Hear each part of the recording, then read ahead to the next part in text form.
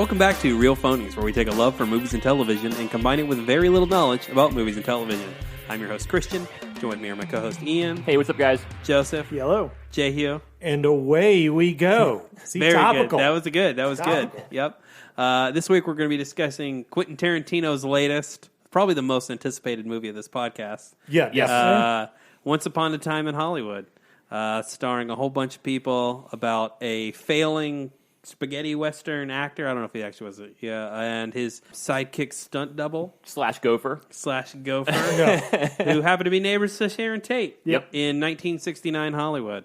Joseph, I think you have a cast list and everything. I do, yes. This whole episode is just going to be full of spoilers, so you know. So yeah, it's about a fictional male duo, who happen to be living next door to Sharon Tate around the time of the Manson murders. Yes. and it's more about than the Manson murders, but these two guys navigating Hollywood at like the end of the era. You know what I mean? Yeah, just like a changing of a guard time when Yep. it went from sort of the canned Hollywood studio system to more the influence that the rock and roll generation were going to bring into. Yeah, I feel like it's showing like the John Wayne kind of male lead is kind of going away, Right, and that's yeah, what exactly. Leo is, and it's kind of like these more the Steve McQueen kind of, you know Right. what I mean? These more like different looking guys. I will say, I actually think it's more about the Manson murders than it lets itself on to be. Yeah, I can see that. And we'll get more of that when we get spoilers. I definitely think the Manson murders like weighed heavy on this dude's mind. Sure. Yes. Well, let's talk about some of the cast lists. We got Leonardo DiCaprio, second Tarantino film after Django Unchained, as Rick Dalton, former movie actor, successful TV actor, kind of on the decline. Brad Pitt, who plays Cliff Booth, who is a stuntman and kind of a gopher for Rick Dalton, and also just kind of a persona non grata in Hollywood after some rumors about his personal life.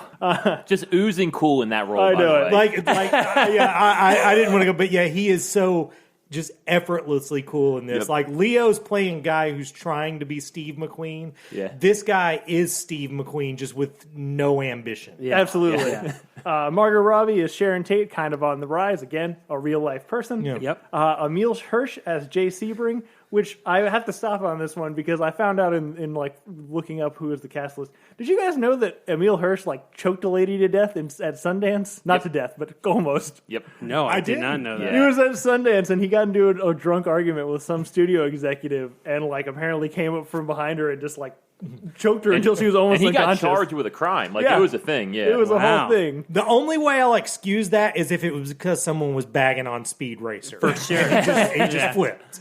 Jay Sebring, also a real person. Yes. Celebrity hairstylist. So is Roman Polanski, her husband. Yep. Yes. Almost everybody else in this movie but Cliff Booth and... Yeah, because the shows are like real, except for, His show. Rick Dalton's Yeah. show. Yeah. Yep.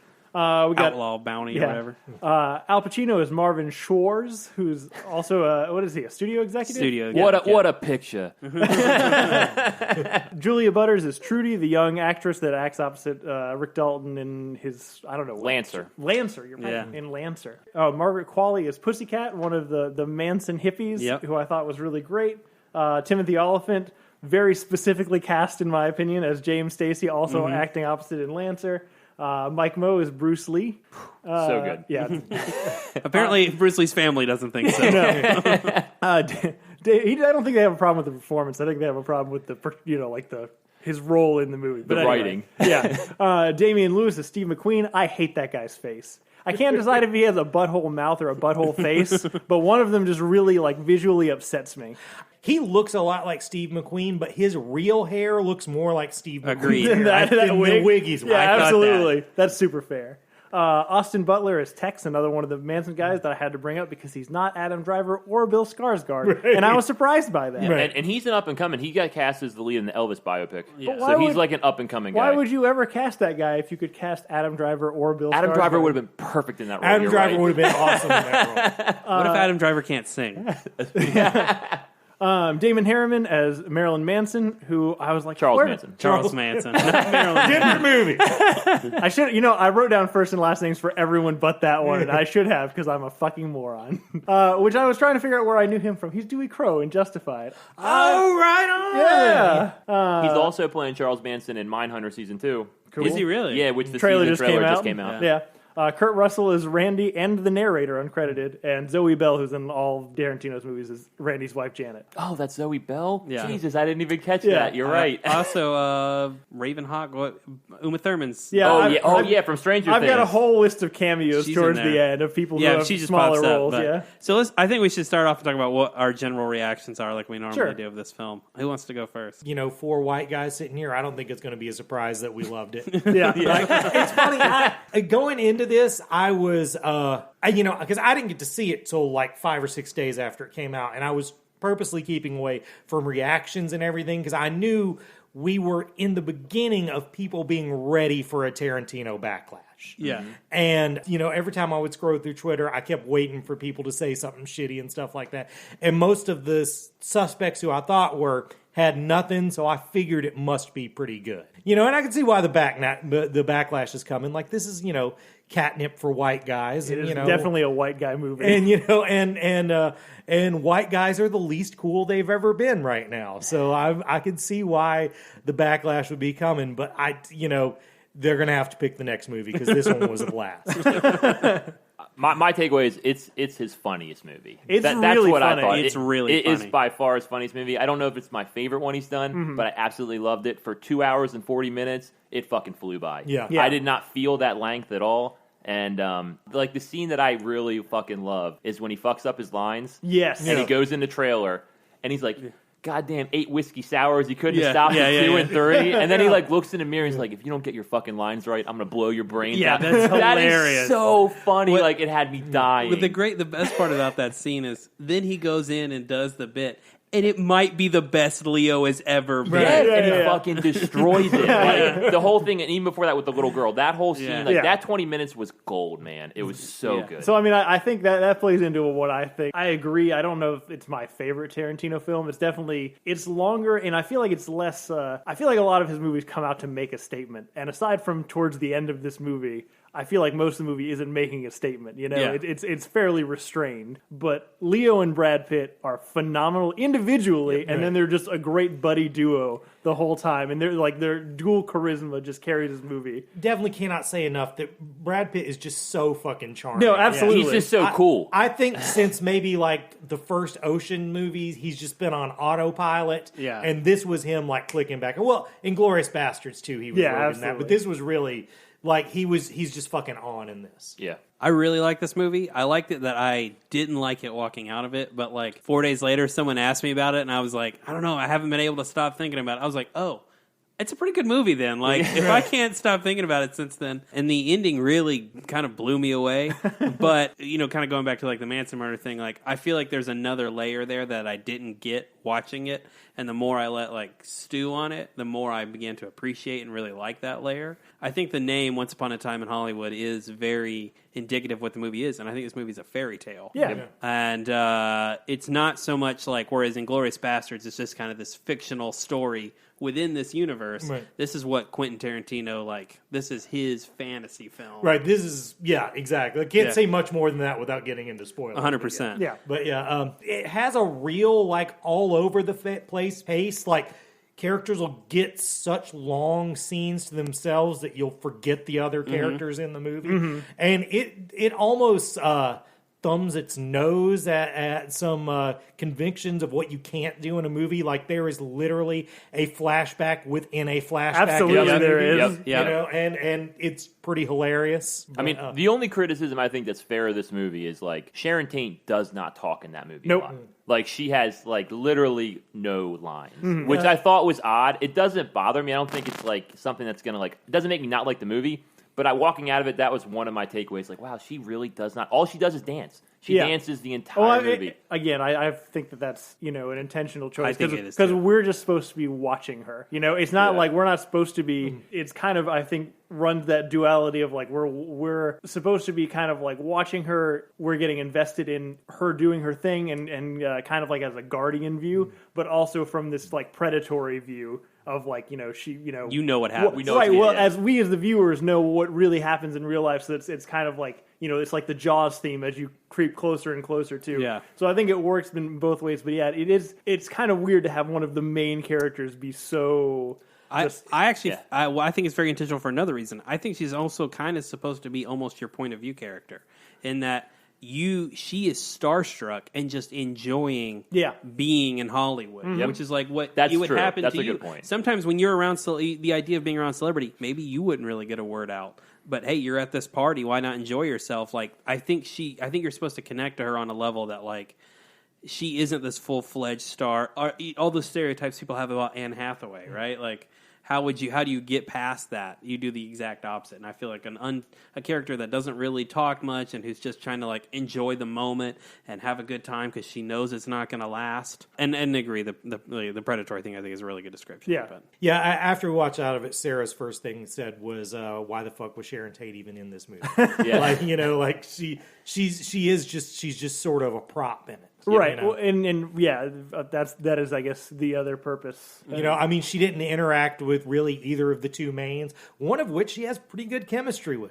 Yeah, I mean, I don't think she does a scene with either one of them. Yeah, I mean, there is some dialogue between them, but again, that'll save for spoilers. You're right, though. It is interesting that they have no interaction after they did a whole 3.5 hour movie together. Yeah, absolutely. So it's funny because one of the things if I was going to complain about the movie, it is self-indulgently long on some specific establishing shots. Here's some places in Hollywood that were historically accurate, I'm sure, to whatever the day is. Tarantino's jerking off to Hollywood a lot. 100%. But But okay. it's funny because the movie itself only takes place over like 3 days. Yep. Really it's a weekend 6 months before the Manson murders took place. And then that's the crux of the movie. You know what I mean? I agree with you. I think some of the shots last a long time. However, I will say in his defense, some of the coolest fucking driving shots we've gotten in a long time, Yeah. I thought. Yeah, definitely. At this point, I'm not amazed by whatever you can do with a computer. Who gives a fuck? But when they can clear out an entire street in Hollywood and remake it as like 1969,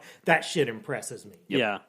Speaking of computers, though, this movie had what I think are Tarantino's first computer effects. The Forrest Gump stuff with The Great Escape. Yeah. You're probably yeah. right. Yeah, you're right. I didn't even think about that. God, there's so many great bits in this movie. That is a great bit. The part where they're watching his episode of FBI, that shit's great. I've heard someone say that should be the commentary of the film. It's the two of them in character criticizing their own movie. That would be pretty funny. It'd be fucking hilarious. If I had a complaint, I do think it's a bit long, and I kind of agree with the Sharon Tate thing, but I actually go more on Roman Polanski. Sure. That's a really fucking terrible human being who's just like glazed by being this awesome chick's husband. Yeah. I turned to Joseph and I was like, are we sure he's not worse than Charles Manson? Like, Charles Manson never actually killed anybody. Roman actually raped that girl. Right. Yeah. Did all that happen after Sharon Tate died? Yeah. Yes. Yeah. That probably fucked him up. You know what I mean? Not like excuse, but I mean like That's what his wife says. Like he's probably a fucking mess. You know what I mean? Like That's what his 12-year-old wife says. yeah. Like I can like I mean having your wife get brutally murdered like that, 8 months pregnant. Like I don't know. He's definitely not. I agree. He's it's definitely fucked not up. right I'm in just the head. saying You know what I he's mean? a terrible human being. Yeah. And we just gloss over it. Yeah. Well, that's why I thought the Emile Hirsch casting was so weird after I just read this whole thing. It's Right. like you've already put Roman Polanski in this movie, and then you actually cast a real life fucking crazy person. I don't know. It's odd. I mean, it kind of makes sense for Quentin Tarantino. Yeah, though. I guess so. Did you guys know that the Bruce Dern part was supposed to be Burt Reynolds? Yes, it did. Yeah. Did you guys read the thing about one of the last things he ever did was go to a table read of it? Yep. And it was kind of like, I don't know how much is this that they are remembering it to be nice, but it was kind of like a nice send off for him because it was, Burt Reynolds was a guy who was very popular, but maybe never got the acclaim he wanted. And he had guys like Pacino and Leonardo telling him how great he was. Apparently, Brad Pitt was particularly in awe of him, so I thought that was cool. It's a bummer he didn't make it for it. Yeah. Although Bruce Dern, it's always fucking cool to see. Who would have thought Bruce Dern would have outlived Burt Reynolds? Yeah, I know, right? I know. Bruce Dern's been old since 1955. I feel like Bruce Dern and Christopher Plummer are just 100%. battling for parts until one of them dies. There was a Christopher Plummer preview on my showing of this, and I was like, Christopher Plummer's still alive? Yeah, no, he's playing George Span. Yep. So Yeah. if you guys are familiar with that, he's great. Yeah, When he is. Brad Pitt goes and sees Bruce Dern, I love Bruce Dern. He's just fucking, he's so funny. That's another funny scene. He's funny in that scene, Yes. too, yeah. When she's like, hey, is that redhead out there? He's like, what the fuck? Did I not just tell you I'm blind? How do I know her hair color? I feel like We should just go to I'm spoilers. about to say, should we have even addressed spoilers? Should we just put in here that the whole thing is spoiler filled? Yeah, 100%. We're a little late to it. I'm going to cut it back in. All right. It'll be fine. Yeah. Well, I mean, So yeah, enjoy. I mean, we haven't spoiled much yet. What did we just spoil? Well, Yeah, we haven't spoiled Well, anything. the George is it Spawn? Spawn, Yeah, yeah. George Spawn thing. I feel like is a big because to me that scene, besides that's like one of Tarantino's tensest scenes, which is saying something for Tarantino. Right. Yeah. Like the whole time, it's just constantly giving you these signals that Brad Pitt just turn around and leave. Right. Stop doing whatever totally. you're doing. Yeah. It becomes like a horror movie. Yeah, It does. And, It does. And from people who are so obviously lying, Right, you know, right. like not even good lying. Well, and also who we on this side of the fourth wall know are bad. fucking right? people. And so for to I didn't actually know the story, so I didn't know that George Spawn was a real person. This one was the real thing, and so like for him to open the door and to be actually be an old dude who's napping, who's like waiting to watch his FBI files. That's true. It was amazing. It was an amazing turn. The really good casting on Lena Dunham, and I do not mean that in a good way. Yeah. Like she felt really right in that role. That's fair. Oh, God. Who is the girl who plays Pussycat? What's Dakota her name? Fanning? No, No. not Dakota Fanning. The girl. That is Dakota Fanning? It is Dakota Okay, Fanning. good. Yeah, Margaret Qualley. How long is she going to be able to play a 16-year-old? She's been playing a 16-year-old I know. for well over What a else is decade. she in? 'Cause She plays the exact same part in The Nice Guys. That's probably why you were thinking, it seems like Ryan Gosling should be in this movie because she plays the exact same part. I was gonna say she does a really good job of like walking that line Right. of like jailbait essentially. Right. Yeah. Yeah. Because when she's like interacting with Brad Pitt, it's like you don't know if she wants like a daddy or like a daddy. Right. And the answer is yes. She also basically plays the same part on The Leftovers, too. Oh, good. yeah. Well, she's got a niche. Right. I was going to say, I thought all of the Manson family really made me appreciate how fucking terrifying hippies are. I don't know that I had gotten that before. I'm a pretty big fan of that decade and area, Right. and it made me less so. I tell you one thing that I was worried about going in. One thing that Tarantino always has going for him is he's great at laying out a soundtrack, putting the right song in the right scene. And I didn't know how he was going to do 1969 without doing things that are cliche for 1969. CCR, The Doors, shit like that. Anything from Woodstock. Right. But he really Yeah. skirted around that pretty He did. well. The only thing like that was that one Deep Purple song in Yeah. there, Hush. That's pretty in 60s movies, but it worked well in that scene because it was sort of when you were switching to that lifestyle in the movie. So I thought that was cool. Yeah, it was good. I mean, I'm going back to that George Spawn, Spawn, yeah. where Brad Pitt, like they'd already established him as like a badass because he had like beaten Bruce Lee. Yeah. Right. So like he knew, like I felt like he knew going in, like, oh, I'm in trouble. But he just didn't give a fuck because he's like such a badass. See, He's I like, no don't- one yeah. can touch me. I you just know what thought I mean? he thought he was in trouble, but he thought he was around a bunch of harmless hippies, which Right. is what he would think if he's in Yeah. that situation. Yeah. But we know who the Manson family are. We're like, Yeah. oh shit. Yeah, there was a bit I thought he was going to die at the end. Yeah, 100%. Yeah. Because that would be a very Tarantino-y thing to do. Oh, yeah. So speaking of, if we're going to go back to the knowing that Cliff is a badass from the earlier sequence, let's go to the flashback within the flashback deal. One of the early gags, or one of the early things you learn is that, I can't think of his name, Cliff. Cliff Booth. Yeah. Cliff can't get work, particularly on the set that Rick's on right now, because Randy is the stuntman guy. And you're like, well, what's the deal with Cliff and Randy? And they give you the full fucking deal, which is amazing. And they cut so quickly. There's like no explanation for it. which Yeah, I- at one point you just think, oh, he's went to set. Yeah, Like, yeah, it's yeah, absolutely. It took me a second to realize, oh, I'm in a flashback. Yep. Right So yeah, the first thing you learn is that Cliff is much assumed to have killed his wife. Yeah, yeah, And then there's a really hard cut to like an in medias res of them on a boat, and like, God, it's an amazing scene. For a he looks so defeated, I and know. the spear gun's pointed right at him. And if you want to talk about visual language in film, like the way that it's shot with like Yeah. his face and the way the harpoon In the is mask. angled. Oh, I know. For a pre-murder scene, it was by far Yeah. the funniest and my favorite Oh, I've ever absolutely. seen. And it was the funniest Tarantino scene since "Oh man, I shot Marvin in the face," which is again a spot that is not usually comedy. Yeah, and so and the other great bit about that scene is it cuts at exactly the right moment. Yeah. But then it goes on to another great flashback exactly, bit with Bruce Lee, which is hilarious. So good. Where Mike Mo's doing I can't decide if it's an accurate impression or a caricature of Bruce Lee. I mean, it's pretty similar to what Brandon Lee does in Dragon the Bruce Lee story. It's a similar voice, I think he plays him off as a little more of a braggart than that. Yeah. But I think there's some historical evidence to him being a little of his own hype man. So I don't have too much of a problem with that. And technically, the fight was a draw. Sure. Yeah. They both got in a good hit. Yeah. Sure.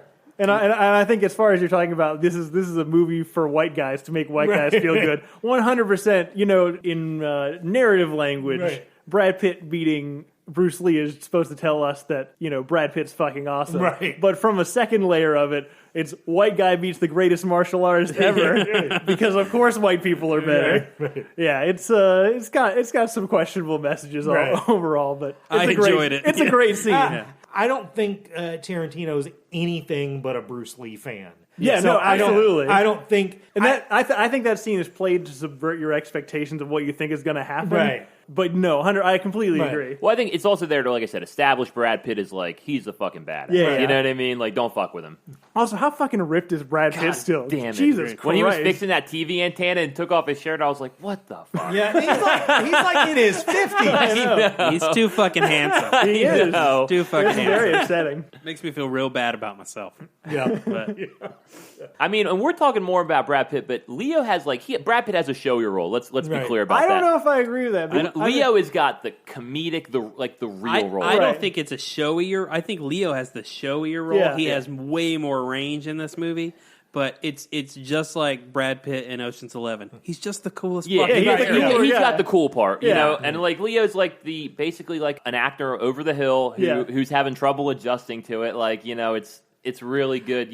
His first scene is he goes and meets Al Pacino at a bar, and Al Pacino manipulates the shit out of him. Yes, which is great. And Al Pacino offers him to star in spaghetti westerns, and Leo gets offended, and he starts crying. And what I loved about that is in the car ride home with Brad Pitt, he's like, they want me to star in Italian pictures. And how he said Italian made me fucking laugh so hard. Yeah. It was so funny. There's a lot of references to Tarantino's own shit in this movie. Yes. There's a lot of references to everything. Yeah. Leo's just an amazing actor. How he pronounces certain words and his facial expressions, just masterclass of acting in this movie. To me, he won for The Revenant, long overdue. And I think The Revenant's a good movie. I think he's really great in it. But to me, Wolf of Wall Street, Django Unchained, and this are better. Yes. Yeah. I think this to me might be my favorite Leo performance because he's so fucking good. Wolf of Wall Street is his Scent of a Woman. It's it was a Lifetime Achievement Award. It wasn't really an award for that performance. I mean, I'm sorry, The Revenant. Yeah, 100%. Right. Sometimes I like to, after this movie, I thought about this, and it's stuck with me ever since. Can you guys believe we got a movie with Leo and Daniel Day-Lewis in it at the same time? The Earth is 6 billion years old, but we got fucking Gangs of New York. But yeah, I fucking love everything about it. I love, they cast Timothy Olyphant, thank you, as the opposite lead. I mean, if there's one thing, all directors obviously watch a lot of movies, but there are a couple directors who watch fucking everything. Yep. Martin Scorsese is one of them. Quentin Tarantino is very much one of them. Yep. And so, Timothy Olyphant is fan service for both Deadwood and Justified. Yep. Great. Yep. There's also a guy who's one of the background characters in one of those scenes. Clifton Collins, who's one of the main characters in Westworld. Also, I don't think is an accident. I think that's Tarantino being like, I like Westworld. Yeah. Did you guys notice that Oliphant wasn't looking great? Well, here's the thing. He usually looks great. I said this to Christian before because Timothy Olyphant's got a very strange face, right? Where he can, depending on how his hair is and how you're making him up, he can be a really handsome guy. Or he can look like a lesbian.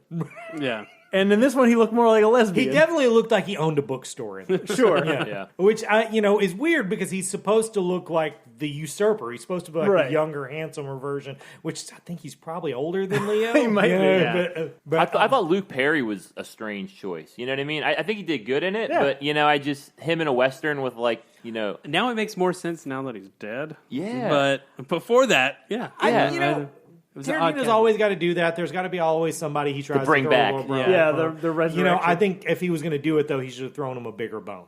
Yeah, not that's just one true. scene. So, do we want to get into the meat of the matter in this? Yeah, let's go. So we're definitely in spoilers now. Here's the thing about this: I had this spoiled for me without actually a spoiler, just by reading one tweet that said this. It said, "Quentin Tarantino's Lincoln. Someone talks him into not going to the movie theater." I mean, not going to the theater. And I was like, okay, so this is going to be just like Inglourious Basterds. They're going to change the end, which, I probably wouldn't have figured that out if Inglourious Basterds didn't. That's the thing. It doesn't really have the impact of Inglourious Basterds because you already have that idea of, like, he can just decide history is different if But he you wants see, to. I mean, he can, but disagree just as far as the way that the movie is played. Because again, the whole time, and it's a huge red herring fake out. The whole following Sharon Tate, the whole predatory thing is just leading you further that direction to make you nervous for her. Right. Yep. And then when they come back, after they get back from the plane ride, then they're giving you fucking timestamps. Right. To like at this time, the narrator's telling you this person's doing this at this time, like whatever, as if it's like not like one of the 48 hours mysteries kind of things, trying to break down the timestamps of the crime. So I feel like it plays it really well, so that you really think it's going to go that direction. If I hadn't saw the tweet, I probably would have believed it was going right until they break into Rick Dalton's house. The other misdirection I feel like in this movie is the amount of time Cliff spends with Pussycat and in the Manson family, because I thought, okay, if he got out of that, this is just an introduction for us to who these people are, so that when they go kill Sharon Tate, we know. Right. And because that doesn't happen that way, like, it really throws kind of the plot off the movie in the second half, or at least throws you off the sin of what the plot is. But And just to be clear, so the Mansons break in, but they don't break into Sharon Tate's house. They break into Rick Dalton's house. Yep. And it's completely different. And I should have seen this, because the movie's, like you said, it's Once Upon a Time in Hollywood. Right. They sets it up as a fairy tale. Yep. The other thing is, he let Sharon Tate's sister read this like a year out, Yeah. and she signed off on it. Yeah. So you had to think there was something going on. It makes sense. Like, that, it wasn't going to be a yeah, gruesome... because if they butchered Sharon Tate, she wouldn't have signed on it. he 100% told us what this movie Yes, was. it makes And we're so much sense. all too stupid to know. That's what I walked out thinking. I Exactly do think that. one of his funniest sequences is, when Brad Pitt gets super high on an acid-laden cigarette, and then the Manson family breaks in. Yeah. And I love that this follows that tried-and-true storytelling rule. If you introduce a really heavy can of dog food in the first act, you use it as a dangerous 100%. projectile in the third act. That was maybe my favorite scene in the whole fucking movie. I think Chekhov said that. Yeah, it was Chekhov. It's Totally. a Chekhov bit, yeah. I love. Also, I'm mad I didn't mention this before now. Brad Pitt and his dog are actually the best fucking dude. Yeah, that's what I was going to say. I will Brandy's watch cool. another movie about those two. Yeah, Brandy's cool in that movie. Yeah, just his whole, and Yes. she goes to town. I want to say, before we get to that scene, the scene before that where Rick goes and accosts him with his smoothie while he's super drunk is also one of the funniest scenes. I really Goddamn love the hippies. fat Elvis era of Rick at the end. That's probably my favorite. Absolutely. One of the things that really got me about this scene is when, obviously all the murder is happening. And, Cliff starts going to town on the chick, and he's banging her head in. The whole time, you hear the other girl just screaming because Brandy is going to town on her. Yep. And, I was I'm caught up in the headbanging, and I'm like, oh my God, this, awful mutilation sound is still happening in the background. It caught me way off guard. So just out of curiosity, you mentioned before we went to see it that you laughed the hardest at one scene in this movie than you did in any other scene. What scene was it? Oh, no, the scene where he fucks up his lines and he's like... Oh, really? Oh, Okay. yeah, no, that was the one where he stared in the mirror and was like, I'm going to blow your fucking brains out if you don't get your lines right. It Because- just killed me. To me, when the flamethrower thing happened... Oh, that's funny, too. Because... Again, check off thing. Yeah, well, it is. God, it's so good. But when he went into the little pool house area, I was like, oh, he's hiding. Right. And then even before I saw what he had, as soon as I saw him walk out, I was like, oh no. Right. You definitely at that point think, okay, all the badassery will belong to Brad Pitt. And Yeah, it's great. Because they start playing the same song. It's like the 12 Fists of McCluskey music, and they play it from the beginning. Oh, he's got a flamethrower. I laughed so hard, I coughed and my throat hurt for the rest of the day. Yeah. I mean, we both did not stop laughing that whole bit. I actually felt bad for like the other 12 people in the theater because we were way louder than everybody else. We were having a good time. That's okay. I would have liked to seen this with a lot of people because I saw it with like 7 or 8 That's people. what ours was. Yeah. Fuck those people. That's fine. Other great line from that particular scene is when obviously Brad Pitt's tripping on acid and doesn't fully get a grasp of what's going on. But at one point he looks at Tex and is like, "Are you real?" And Texan's, "I'm as real as a donut, motherfucker." Yeah, that is a good. What is that? So random. I'm here to do the devil's work. Everything Tex says is just awful, but it's funny. I thought Manson is in that movie for 3 seconds. Yep. Yeah, Which, shocking. I thought we would get more out of that. You know what I mean? It's just more of his presence. I think that's probably good. I think it's good we didn't get much of him. I think it's good we didn't get much of Roman Polanski. Yeah, that's true. we get more Polanski than Manson. Yeah. Too much Polanski, in my opinion. Probably. I was sad we go to the Playboy Mansion in the height of the 60s and no Hugh Hefner. Yeah, I feel like somebody should have got to play. Do you think that's who James Marsden was going to be? That could have been. Because he had a part in this movie that got filmed but cut, and it seems like that's who. I could see him walking around with a velvet. I could see that. That makes sense. I saw Tim Roth was in it, got cut too. Yeah, in the credits. Yeah. Yeah, I saw that too. That was a shame. I like how he puts all his people, even if they're in the movie or not. He goes to the gang. You know what I mean? Right. The gang was funny. Everything is so stylized with him. It's just, absolutely. I love it so much. I wish he made more movies.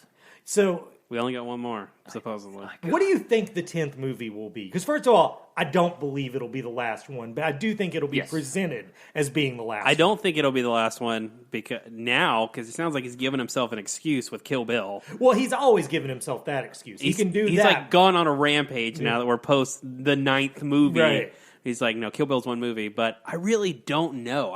There's been a lot of rumors. I sure as hell don't think it's Star Trek. I think he either goes back to crime, like he does a crime movie now that he's proved he can do other shit, or he goes to the one genre he hasn't really done, which is sci-fi. So you think he does do Star Trek? See, I don't know. I don't think he does Star Trek, but I think maybe he does his own sci-fi. Maybe not like a soaring through space sci-fi or something. But something he's such a guy for practicals. I can't imagine him doing something big in CGI. Yeah. I want him to. I almost kind of wish he didn't make this movie because I wish the perfect Tarantino Star Trek movie is a direct sequel to the 65-68 original series, but in the same fucking style. Right. You don't update it at all. Right. This is Captain Kirk on the same fucking set Gene Roddenberry did. That seems like a thing he would do. Yeah. That's what I'm saying. He would get off to that. He has a real love for that shit, as he showed in this movie. Yeah. And that's the movie I would want to see from him. If he were going to make a Star Trek movie, that's the one I would want it to be. Yeah, this movie, I really think... I like to do Van Halen analogies on this, and the 5th Van Halen record, Diver Down, a lot of people consider to be the worst one of the original lineups thing. Yeah. But to me, it's the most Van Halen record. It has a bunch of fun covers. There's just a whole lot of Eddie showing off on it. This is like the most Tarantino movie. For sure. Even though some of it kind of just leisurely meanders in some place, it's about the shit that he really cares about. It's about movie making in this specific era. Yep. I think a lot of this movie is like it's the most Tarantino movie. And it's weird because I almost feel like this is the starting point and everything else kind of like branched out off of it, even though it's the last one he's made. Because there's just so many fucking elements of everything else that all culminate in this one movie, and it all works in this movie. Yeah, like my favorite Tarantino stuff is like, in Reservoir Dogs, we were talking about tipping, like those everyday scenes. And like there was this in Spades, and there was so much of that. And that's my favorite part of Tarantino stuff. More than the violence at the end, like he's just everyday writing between Brad and Leo. Like you said, watching the FBI show where they were just... It was so fucking funny. One of the things I think, particularly with Pulp Fiction, is, he came on and he had characters who talked about pop culture, which is really, if you think about it, before that in movies isn't really a thing that happened. That's the thing that sort of came on the scene in the 90s with Seinfeld on TV and with Tarantino in movies. And then after that, I think he spent a long time proving he didn't have to do that. He did all the period pieces and stuff. And this one's like, okay, now I'm going to make an all pop culture movie. This is all just... This is shit about the shit that I liked to watch. For sure, it's 2 hours and 40 minutes of pop art. Right, yeah. Just so many cameos that were great. Like Michael Madsen pops up. Like- I mean, there are so many famous Like people in that. Michael- I fucking- love the Michael Madsen. Yeah, has Michael Madsen been in all of them? I don't think he's been in all of them. Yeah, He's don't been know. in close. He's Yeah. been in, I think... Was he I in was He's trying been to- in more he's than been in more of anyone, them I than think. anybody. Even Sam Jackson, Yeah. I think he's been in more of. Maya Hawke is in this. Yeah, The- Maya Hawke. Now, I want to know, is that part of it true? Did a Manson member back out that night? Or was that made up? I don't think so. I think that was part of the makeup. Because I wasn't sure about that. Yeah. If there was 'cause really I think four. I think there was 4. There was, okay. That was what I wasn't sure. Harley Quinn Smith is in this movie somewhere. Yep, yeah. Kevin Smith's daughter. She's got to be one of the Manson girls. Yep. Yeah. Rumor Willis was in it, right? Rumor Willis is in it. Lena Dunham, we mentioned. Bruce Dern. Clifton Collins Jr. from Westworld. And Scoot McNairy for just a Yes. random ass cameo. For one line. I know. Like, only Tarantino can get famous people for one fucking line. Scoot McNairy playing the Scoot McNairy role. It is. know? Yes. Like, Yes. He's always criminally underused. Tarantino either casts someone to be cool, be someone different than they usually are, or be someone exactly who they always are. Yeah. Like, Walton Goggins in Django Yeah. was exactly the part that Walton Goggins is sick of playing. The chick from The Leftovers is exactly the chick she always is. Scoots McNairy was Scoots McNairy, Yeah. I still love Scoot McNairy. I Every know. time Oh, yeah. I pops up on screen, I'm like, oh, look at I'm glad he's getting work. You know who hasn't got play in a Tarantino movie for a while? Buscemi. Yeah. Yeah. It's been a while. I would like to see him in one again. Put him in your Star Trek film. Yeah. He'd be a good alien. Yeah, he'd be good. I have firm belief he'd knock it out of the park. I would say on the Tarantino note, and I know we still have to do our rating, and I think we talked about doing a ranking, but on Instagram we did Django versus Zorro, Django and Zorro, which is a comic. Then there's rumor there'll be a live action version of. Got a lot of play on the IG. Most popular, you're Pedro Pascal. Right on. Cool. Yeah, Zorro. Which is That's the right which is choice. interesting because again, I don't think he's isn't a he good a good actor? Yeah, I don't think he is. I don't really, but I mean, You guys saw that second Kingsman movie, right? Yeah. Like he really sucks in it. but I mean, this He just looks Like- like okay, Zorro. like He it- looks like Zorro. like in this movie. I'm not saying Brad Pitt is not a good actor, but he didn't have to be a good actor. Yeah. To play No, this yeah, part. there- He That's just true. had to be fucking cool. That's true. Yeah. there is definitely a middle ground there. We did also get a suggestion that was stupid of us to overlook. Miss Marvel 36 recommended Oscar Isaac as Yeah, Zorro, yeah. which is When none of us said that. none of us said that. I honestly think I picked Pedro Pascal because I thought one of you guys already picked Oscar Isaac. Yeah, he's so great. Again, on those things, I've tried to not reuse the same people, Right. Yeah. Because I would just cast Oscar Isaacs and Idris Elba in fucking everything. You I can't mean, go wrong. That's fine. I was sad because I felt like this was the first one. There was no back door to pick Idris Elba, or I would have. I did read an article about people trying to, there's the Tarantino universe. Yeah. And Yeah. people trying to draw conclusions. What they're saying, the one that they're trying to really pull out is Randy Kurt Russell, stuntman, is the father of stuntman Mike from Death Proof. I could totally get on Which, board with. I could definitely Yeah, get behind yeah, that. yeah. Definitely Red Apple Cigarettes is in there, which is in every single Tarantino movie. What- And then there's that after credit scene where Leo does the Red Apple commercial. Oh, I didn't know there was an Apple. I didn't know there was credits after. scene. Yeah. I mean, it's not nothing like, you know what I mean? It's funny. It's We almost stayed, but we're like, well, they're not joining the fucking. That's Avengers. exactly what I said. Yeah, so there's like a little where he does a Red Apple cigarette commercial. So it definitely, I think, takes place in the Tarantino universe for that reason. But there's still there's articles right now. People are looking for more clues. Of But course Well, they are. Yeah. First of all, I love that shit, People by at the way. BuzzFeed still need a job. I love that shit. I love those things. First of all, I love that Tarantino thinks he can change the ending of World War II, change what happened to, with the Manson family and Sharon Tate, but he will not fuck with Sergio Leone's movies. He made sure that in his spaghetti westerns that Leo was directed by a different spaghetti western director. Yep. There's some things that are sacred to him. Yep. And I know there's a part where Al Pacino talks to an Italian director when he's watching that FBI show, and he's like, "Hey, I'm talking to your lead," and he's Right. like the second best director, and Sergio Leone's got to be the one. Oh, yeah, Tarantino no, is number yeah. one. You know what I mean? So he's like a top 5 director. yeah. you So know. like he's right. He's respecting that even there. Yeah. Also, I think there could be a connection with Inglourious Bastards. At one point, Aldo poses as a stuntman. Ooh. So, you know, I could don't- see that. Yeah. Well, yeah, they do. There's a specific callback where when they're talking about at the very beginning when Al Pacino's listing off the movies that are being done by Italian directors. One of them is I can't remember what it is. It's like Antonio Margheriti, which is Lieutenant Aldo's character in. Oh, right. Oh, that's cool. a good one. Yeah, I noticed that when we were watching it. But say for Margaret. God, I love that movie. I rewatched it this week. Yeah, that's a good movie. It's one I'd probably watch the least. I tell you what I do with Inglourious Basterds.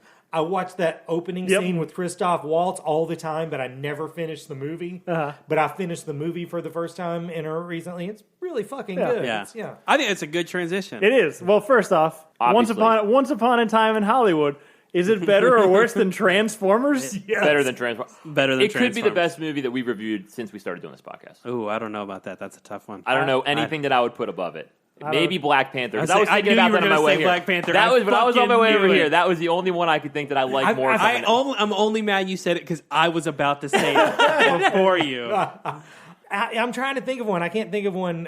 I can think of things that I maybe liked more that we talked about individually. But same did here. a whole show on. Yeah. So We mostly just talk about shit. Yeah, that's true. Ain't that the truth? So yeah, no, it's 100% better than Transformers. It's not even a question. It's a pretty fucking good flick. Yeah. it feels stupid even saying it. Yes, it's better than Transformers.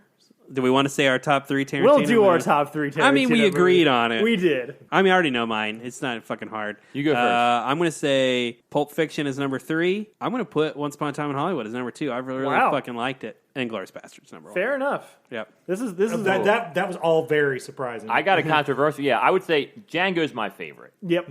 Pulp Fiction's probably number 2, and this is number 3. Once Upon a Time in Hollywood. Wow. I'm not as high on Inglourious Basterds as other people. You guys really like this movie. I Yeah. mean, I liked it, but I didn't think it was necessarily like his strongest. Oh no, yeah. It's right there with Inglourious Basterds, and like Reservoir Dogs is like top tier, but like right under Django and Pulp Fiction for me. Yeah. See, at this point, I'd put Reservoir Dogs pretty low on my list. It hasn't aged well for me. See, like I don't know. I don't like Grindhouse. I think the Kill Bills are disjointed. Oh, definitely. Death Proof's the worst one. I think everyone can. Yeah. Jackie Brown, I like. Tarantino agrees on that. Yeah. But I hardly count it. Yeah. Yeah, I watched Django again. Django is fucking amazing too. So I mean, there's so many good things. Fair enough. I don't know. My number 3 is the tough one for me because again, this one's middle of the road for me. It'd probably be somewhere between Kill Bill Volume 1 and Hateful Eight. I like both of those a lot, but I'd probably go for Kill Bill Volume 1 just because I'd be more apt to rewatch it. Yeah. Number 2 is Pulp Fiction, and number 1's Inglourious Basterds because I fucking love Inglourious Basterds. I love Inglourious Basterds. It's fucking incredible. Whatever won Best Picture that year was fucking wrong. Absolutely wrong. Okay, number 3 is the hardest for me because I think I would have picked Hateful Eight, but my logic on Hateful Eight was always saying it's the most Tarantino movie. And that's but no longer Now it's not. But I just said that Once Upon a Time is, I think maybe I still like Hateful Eight more, but just, I have a bad habit of not as bad as Ian, but overrating things right after seeing them. I don't know if I've told you guys this, but right after seeing The Crow, I said it was better than Star Wars. That is an opinion. I have a That's strong... an Ian hot take if I've ever heard one. I have a strong defense for it, but I won't even get into it here. But obviously, I do not agree with that even a week later. But I'm going to go ahead and give Once Upon a Time number 3 in this. Yeah. Number 2, Django. Django's fucking awesome. Yep. It's like Jackie Brown in that I think it's one that exists the most outside of being a Tarantino movie. Like it's just a good movie on its own without his style, but it also has his style. And I don't know what you fucking fakers are talking about. Pulp Fiction. That's a once in a generation movie. We have the same 3. But it's not top. Pulp Fiction should be the top of everybody's list. That movie was a fucking game changer. I was just old enough that I had started going to like punk rock shows and stuff like that. This is what a game changer that fucking movie was. And after it was over, we'd go to whatever fucking 24-hour coffee shop we could and sit around and talk shit and stuff like that. The week before that movie start, it was like me, my friends, and like 4 or 5 homeless people. The week after that shit, those places were fucking packed and everybody was in there trying to have their own fucking honey buddy conversation. Yeah. Like, that movie's the best movie this guy's ever done and ever will do. So I think the problem that I love Pulp Fiction, it's in my top 3, of course, is that while I was alive when Pulp Fiction came out, I was not old enough to fucking watch Pulp Fiction. Right. that, like, looking back on it, and I kind of feel this way about, like, Scarface, too. The fact that everyone fucking loves it so much. Hang on a second. Let's not compare Pulp Fiction to Scarface, because Scarface is not actually a good movie. Hold on, But let me carry finish on. my fucking thought, please. I go into it looking to tear it apart. Right. Sure. And so Pulp Fiction is actually really fucking good, unlike Scarface. Hold on. Scarface is good. It's not. It's not Pulp Fiction good, but it's fine. So It's worse than I Transformers. appreciate a lot of Absolutely what not. it is and still say it's fucking great, but it didn't have that kind of cultural effect to me. I mean, definitely, it might have to. A lot of this has to do with my age. Yeah. You know, people say that the '90s is Nirvana, Nevermind, and that's a great fucking record. But the '90s is Pulp Fiction. That's very That true. that is like the cultural moment of that decade. yeah, I enjoy Django more than I enjoy Pulp Fiction. I do. I probably can watch Django more because Pulp Fiction is such a thing with me. I've got to, like, I can't let a bad mood get on it. Yeah. Like, unless I'm in the exact right spirits, I can't put that That's shit funny on. because Pulp Fiction lends itself, I think, most easily to like popping in and out because it's got that, Different story. that broken up structure. So Right. you can just like, if you miss a little bit, you can just come in at whenever the next story starts. Right. I will say, talking about Django and Once Upon a Time are the closest for me. Like, they probably could switch the two, and they have a lot of similarities to me, not just because Leo's in both, but just, like, even... Because I think Django, I know you say you think like Jackie Braddock, it feels very Tarantino to Right. me. Like, in that... The dude obviously loves like 50s, 60s culture. Obviously, he just made this movie, but that's his Western movie, but yet also kind of exists outside of the genre of Westerns. It's a spaghetti Western. I mean, that movie is a spaghetti it's- Western. Yeah. I think what I meant by that, it's one that I don't have to be in Tarantino That's fair, mood yeah. to put on. Yeah. But what you guys said, you guys picked Inglourious Basterds over Django, but like, I like Christoph Waltz in Django more than Inglourious Basterds. I just think it's a stronger movie, top to bottom. Oh, I think Christoph Waltz in Inglourious Bastards may be like top 5 performance we've had in this decade. He won an Oscar for Django. Did he win it for Inglourious Basterds too? I thought he won it for Inglourious. I thought it went for Inglourious. I think he he's won won it two. for I think he's Inglourious. won two. I'm gonna look that up. You Either, guys keep I mean, he is like he's intimidating in the beginning, but like the back half of the movie is like straight comedy, and he delivers all of those lines perfectly. I mean, he's just so fucking good. Brad Pitt's great. The cameos are awesome. Yeah. I mean, and it really is only like it's like 6 scenes, Yeah. but each scene is like 40 minutes long. Yeah.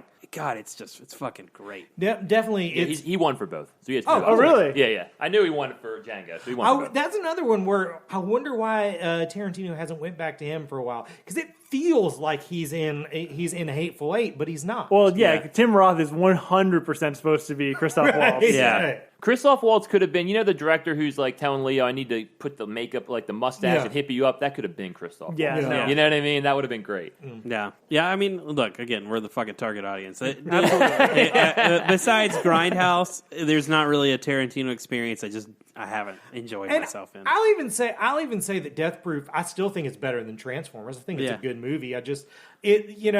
I think the problem it might be the only movie where he second guesses himself, where he's trying to balance between doing cheesy horror movie dialogue and Tarantino dialogue, and he goes for both and doesn't really land either. Yeah. And also, there's like 6 female leads in it that Yeah. he doesn't do a good job differentiating. They all could basically And I think Zoe Bell same was character. a mistake, maybe. She- She can't really act. She couldn't in that, but in her one scene, she was good. Yeah. I just think making her the lead might not have been the best Sure. idea. So, Once Upon a Time in Hollywood. Once Upon a Time in Hollywood. I do think Jehu suggested this, and you guys didn't really answer. What do you think the 10th movie is? I'm curious to hear what you guys think. Is it going to be his last one, and what do you think it is? I would really, really doubt that it's his last one. Like I said, I think he'll present it as being his Yeah, last definitely. one, and Yes. maybe even break off and do just directing or just writing for a while, but he'll come back and do his own movie. Yeah, I think that it's going to be something original. Like, Tarantino needs to lock himself in a room and, like, drink a bunch, and you know what I mean? He's going to write something new. I don't think it's anything we've seen before. And I think you're right. He'll bill it as a 10th and final. His ego's so big.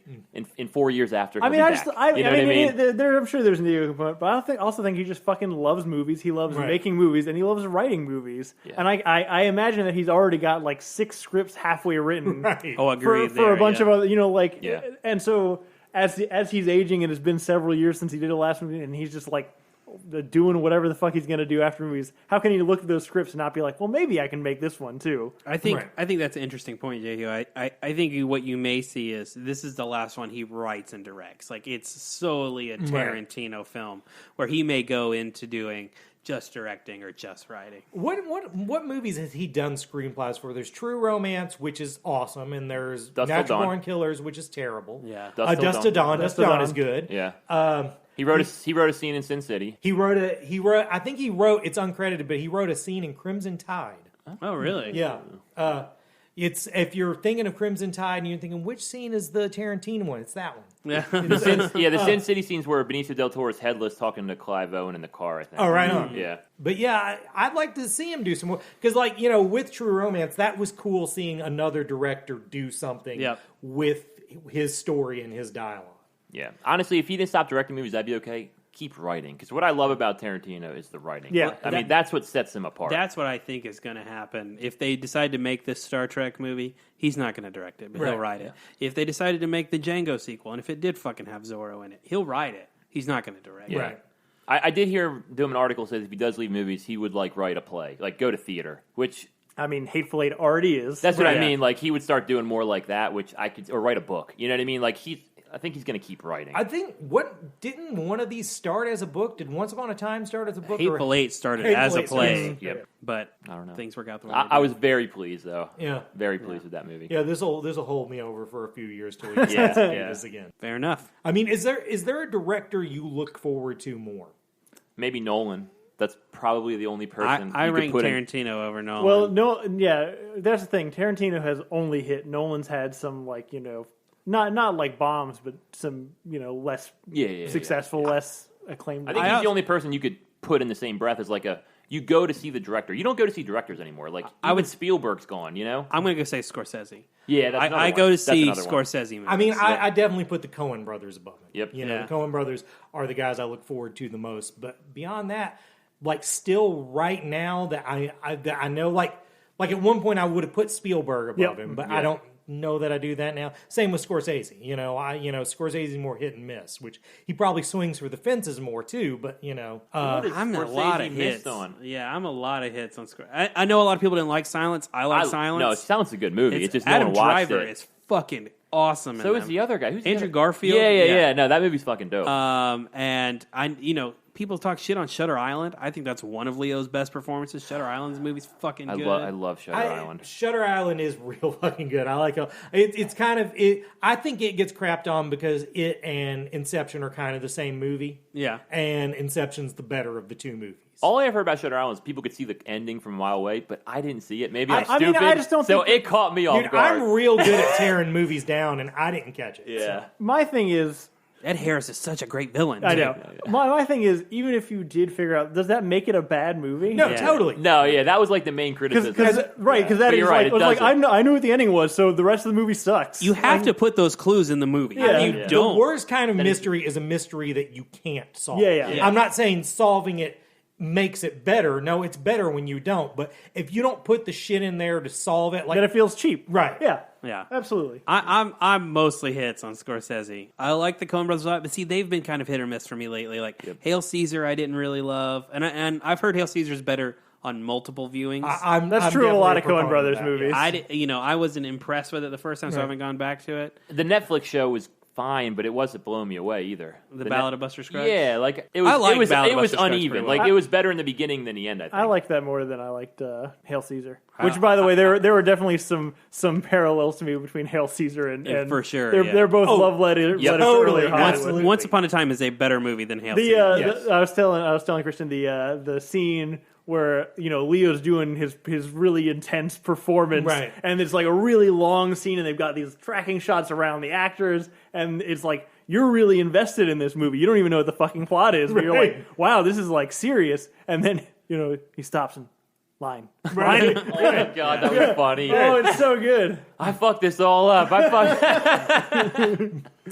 I will say he is an event himself. And I think it is because he's only hit and they're so infrequent. Yeah, right. I think both of those things really build the anticipation. We're talking 9 movies over 20 years. Yeah, right. Yeah, I look forward to and a guy who could have just cashed in over and over. Absolutely. And over again. Yeah. Yeah, agreed. Let's look forward to the next one. Yep. In the meantime, what have we been watching, guys? Ian. I have not really been watching much. I did watch Django. We talked about that. But mostly I've been playing that Marvel Ultimate Alliance 3. Yep. I am on the last level. I got Black Panther. I'm in Wakanda. AIM. You guys know who AIM is? Yep. I do. Yeah. Advanced Idea Mechanics. Yeah, and MODOK is taking over Wakanda. Yeah. And that game is fucking nuts. You go to Attilan, where the Inhumans on the moon. Like, I'm talking, it's the most wide story I've ever seen. Highly recommended. Is this a new game? Yeah, it came out like a week ago. Yeah, I'm not going to pay for it when it's new. But It's I'll get it in like so a good. year. MODOK is the character I want most to appear in the live action movies because I still have no fucking idea how they would do it. Yeah. I think at one point the Russos wanted to do him. I think in Winter Soldier he Yeah. was going to be in That it. seems like a thing the Russos would want to do. Right. Yeah, I wasn't familiar with him, but he's cool. He's Right. like, you know what I Yeah. mean? Like I said, they write like cutscenes for all this, so you kind of get to know everyone. But yeah, really good game. Machine something designed only for killing. Yes. Yep. Yeah. It's so good. So yeah, I would highly recommend it on. It's only on Switch, so if you got a Nintendo Switch. No. Yeah. Well, we're fucked. Yeah. That's it. Yep. I also watched another Tarantino movie. I rewatched Inglourious Bastards. I made Kate watch it this time, and she was okay with it. I mean, it's not really her cup of tea, but she made it through. That's impressive. I fucking love that movie. I love everything about it. What else did I watch? Oh, my wife loves reality television, and I am not a fan of reality television, but she got me to watch a glass blowing competition on Netflix called Blown Away, which I will say this: glass blowing lends itself to television. Right. There's, all sorts of colors and people look like they're doing difficult shit and it's hot and they're sweaty. And also, I consider myself at least 60% of a hipster. I've shopped at Urban Outfitters. I've got a beard and I'll drink IPAs, but shit, those people are annoying. Like every single one of them. And they'll say something, and you're like, I agree with what you're saying, but I just really fucking hate the way you say it. Right. So I sat through the whole show. They're all terrible. The winners, they're good at what they do. They're just awful human beings. But it's 8 episodes. It's 20 minutes. If you want to watch people make cool shit out of glass, fine. It's worse than Transformers. I also, this one's for you, buddy, started Downton Abbey this week. Oh, wow. God, that show's good. I was 12 minutes in and fucking hooked. Isn't that theme song fucking great? Dude, I did not anticipate myself to be like, oh, I get why everyone loves this show. But I'm like, I fucking get why everybody loves this show. Yeah. It makes no sense why a 1912 soap opera that aired on PBS is the most entertaining thing I've ever seen. But it's the most It's so entertaining. good. It has the guy from Legion come in yet. He's the best character. Yeah, he pops Matthew up Cousin Matthew. Yeah, fucking love Cousin like the Matthew. second episode he pops up. But, like, just so you guys are aware how this show starts and what I mean by it's a fucking soap opera. It starts the day the Titanic sank. Yep. And that is an important plot point to this show. Two of the characters are secretly gay. Yep. And they just it's a soap opera. It's a soap opera. Through and through. It's fucking great. there are though. these just like plot points that you're like, there's no way this is important, but it just changes the whole fucking landscape for the Crawley family. But Lady Grantham is the best. Grandma. she's hilarious. She gets all the lines. Yeah, all the lines. It's way better than Transformers. I did not know I was gonna love it, but I did. I've watched the first season already, and I started on Sunday. So Yeah, it's good. yeah, that's it. Do you know there's a movie coming? Yeah, I'm gonna get done before the movie comes Okay, out. yeah. So in comics, I read the new X-Men relaunch. Which the X-Men get relaunched about every 2 years. The X-Men, if you don't know, has been on shaky ground for a few fucking years. It used to be Marvel's fucking flagship moneymaker, and when Disney bought Marvel and found out they could not make money off that concept, they basically put down the rule that you could not create new characters in the X-Men. Can I ask you something? What? Since you're the expert here on the subject, I always heard a rumor on the internet that Disney was doing that intentionally to fucking sink sales on the comic. No, Definitely. To fucking get the property back. 100%. I mean, they benched the Fantastic Four. The Fantastic Four. And yeah, they totally, because every time the X-Men would sort of start going, Jason Aaron and Kieran Gillen had kind of a good run going, they brought in Brian Michael Bendis to just ruin it, just destroy it. And so it's been in bad shape for a while. And they tried to work it around by making the Inhumans their X-Men. They totally That's tried what to they do tried that, to and do. it was weak. And this is Jonathan Hickman, who did Secret Wars, right? Secret Wars, Avengers. He did the last really good run of the Fantastic Four. I love Secret Wars. Was my last like Marvel comic event that I love. Like that was when we were working together, and like with that shit's fucking amazing because it was basically. We're talking about Secret Wars 2, right? Yeah, what's the HBO show? It's Game of Thrones with Marvel. Yeah, like, that's what that was. Yeah, and it was fucking dope. Yeah, it sort of this relaunch sort of seems like it kind of resets everything to sort of the Grant Morrison era, who the all new X-Men battle in their first appearance is an island called Krakatoa or whatever. And all the mutants have relocated it, declared it a nation state where all mutants have amnesty. And saying much beyond that's hard to say at this point, except that it was a fun read. It's two different books. One of them sit right now, and the other one of them's called House of X, and the other one's called Powers of X, which is actually pronounced Powers of 10. And what that means is part of the storyline takes in place in X-Men year 1, then year 10, then year 100, then year 1000. Cool.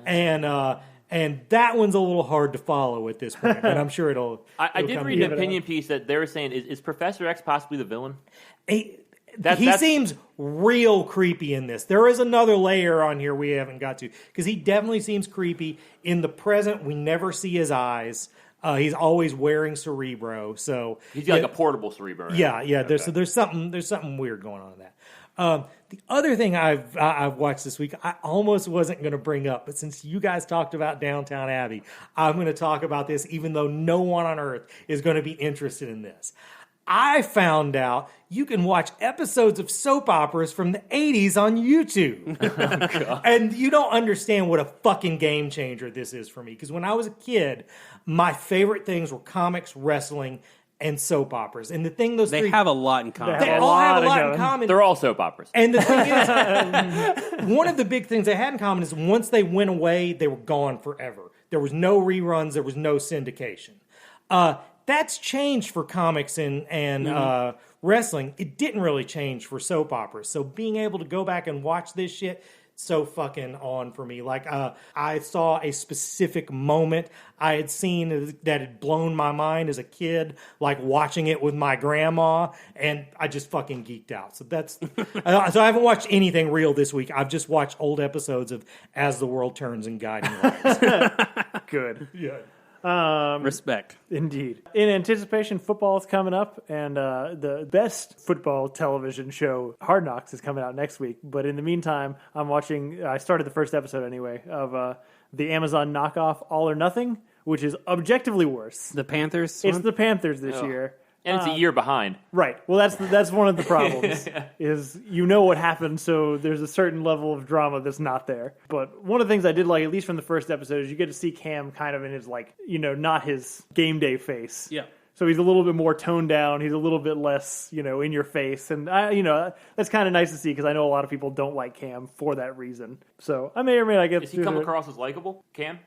He just comes across as more serious. Okay. Than he does, when you see him playing. Because he's an interesting character, absolutely. Like I would like to know more about him. I actually also watched the first scene in a little bit of Inglourious Bastards with my wife because I wanted to show it to her. We also watched all of Scott Pilgrim vs. the World. Great movie. Which is great, but I've found this the last couple times I went back to Edgar Wright movies. His pacing is always weird to me. Like, something about it is jarring, and I think it's because, like, he does these really snappy transitions. I don't know, he's got a lot of, like, quick cut things. He's got a lot of things that match up to the music really well, all that kind of stuff. But then there's moments that aren't those things. And I feel like when it's not one of those quick cut things, it feels off somehow. Right. And so, even though I really love that movie, there's still moments where it's like, it's not even that slow, but it feels slow, I haven't watched that one in a long time. It's really great. I loved it. Yeah, it's on Netflix. It's I could see how maybe the second half of it could maybe just have weird pacing because that story hadn't been written yet when they started this. Yeah. But that's a fucking great movie. I would love someone else to watch it and see if I'm crazy. Because That's another dude who needs to do another movie. Edgar Wright? Yeah. Absolutely. I would yeah. say I'm an Edgar Wright fan Yeah. like that. Not as much as Quentin Tarantino, but I will go to a movie specifically. Absolutely. Yeah, Director driven for sure. I watched Justice League versus the Fatal Five, which was fun to go back to the Timiverse. Yeah. Which is set in the same universe as Superman the Animated Series and Justice League. And they bring back, it's the animation style. They bring back the musical cues. It's really great. To be fair, it's not much of a movie. It's kind of just like 2 episodes of the show, stuck together. So I was like, I feel kind of gypped because it didn't feel like, I don't know, it didn't feel cinema scale. I mean, it was direct to DVD, but you know what I mean. Yeah.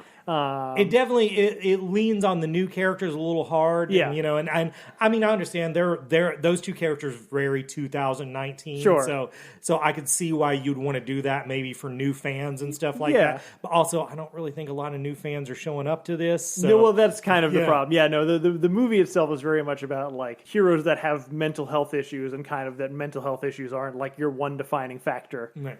As a person, good messages. Again, great for 2 30-minute television shows. Maybe not my favorite choice for the movie, but I still like going back to this world. Was the thing that bothered you the Thanagar thing? No, the thing that bothered me is that all those characters have met the Legion of the Superheroes before.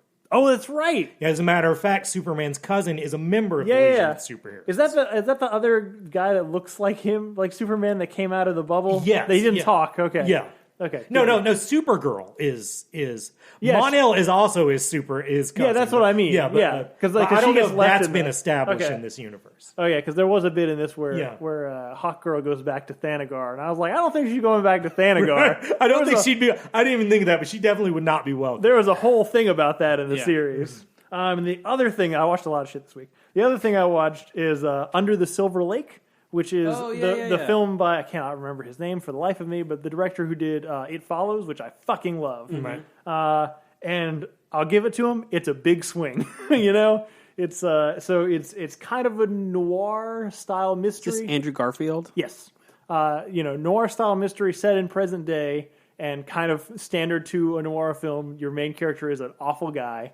But what I like about it is, in a lot of things, it's like, a private detective or something. So it was maybe like formerly a cop but disgraced or whatever. This guy is nothing. He's just an unemployed bum who just starts stalking a girl. And he like beats up little children. It's amazing. Like he's literally like the worst.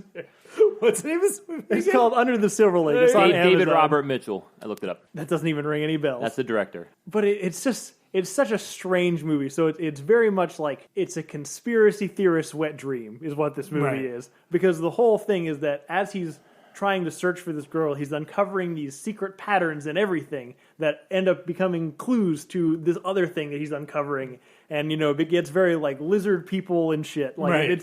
it's like that level of tin hattery. Right. And it was just a little bit more bizarre than I was expecting. Right. And to me, the whole thing is because I've seen this director's work, I'm fairly confident there was more layers here. I'm fairly confident that there's a lot of fucking shit, like clues for us for like rewatching. If you want to go back and like see the secret things here in the background that tell you about this, because again, the whole movie is about secret messages, Right. and there's constantly just words and patterns and shit in the background all the time. And I suspect it would really reward you if you cared and wanted to rewatch it, but I just didn't. I just want to see him beat up little kids. Yeah, and you should. It's I don't know if it's a good movie. I don't know if it's better or worse than Transformers. You have to pick one. It's worse.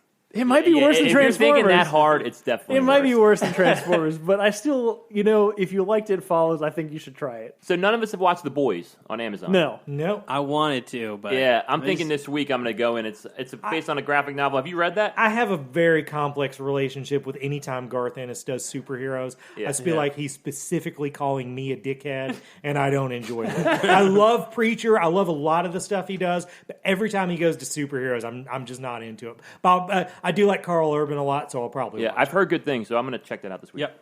I mean, it does seem like a show about, like, tearing down superhero culture. Well, and And you take that offensive. I do, even though I also hate superhero culture at this point. But It's like your little brother. Like, you can beat him up, but nobody else right? can. Yeah, totally, exactly. It's my people. Yeah. Yeah. Understandable. It's so hard to carve out an hour for me to watch TV by myself because I can tell you my wife is not going to enjoy that show. Yeah. No. Dude, you're watching a better show anyway. Stay on Downton. Do we know what we're going to do? Hobbs and Shaw, is that a thing? I don't know that I can go see another movie this weekend, Yeah. guys. Well, I mean, it's but- been a long time since we've done a topic episode, Yeah. if I'm honest with you. And honestly, Hobbs and Shaw is not a must-see to me. Have you watched it already? No, I'm just saying, like... We've seen I think it. it's going to be kind fun, of but I fast. don't know if we got Yeah, to do a show like on it's it. not like I'm not going to watch it tonight. We have you know seen what I it. mean? We have seen a lot of it in the trailers. Yeah.